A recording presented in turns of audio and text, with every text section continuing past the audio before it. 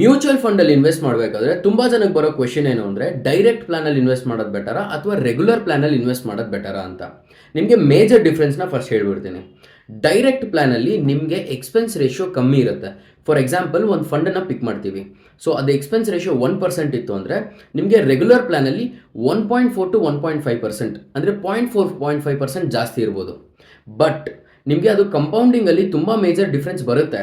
But ನಿಮಗೆ ಬೇರೆ ಪರ್ಸ್ಪೆಕ್ಟಿವ್ನ ಕೊಡ್ತೀನಿ. ಫಾರ್ ಎಕ್ಸಾಂಪಲ್ ನನಗೆ ಎಲ್ಲ ಗೊತ್ತು ಅಂದ್ಕೊಂಡು ನಾನು ನಾರ್ಮಲಾಗಿ ಒಂದು ಮ್ಯೂಚುವಲ್ ಫಂಡ್ನ ಪಿಕ್ ಮಾಡ್ತೀನಿ, ವೇರ್ ಇಸ್ 1% ಎಕ್ಸ್ಪೆನ್ಸ್ ರೇಷಿಯೋ ಇರುತ್ತೆ ಅಂತ.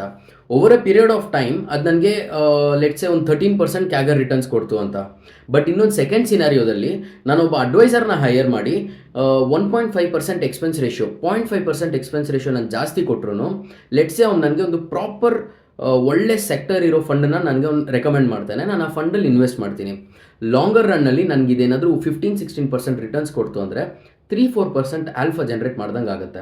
ಸೊ ಇದರಿಂದ 0.5% ಹೋಗೋದು ನಾನು ಯೋಚನೆ ಮಾಡಬೇಕಾ ಅಥವಾ ನನಗೆ 2-3% ಬರೋ ವ್ಯಾಲ್ಯೂನ ನಾನು ಯೋಚನೆ ಮಾಡಬೇಕಾ, ನಿಮಗೆ ಬಿಟ್ಟಿದ್ದು.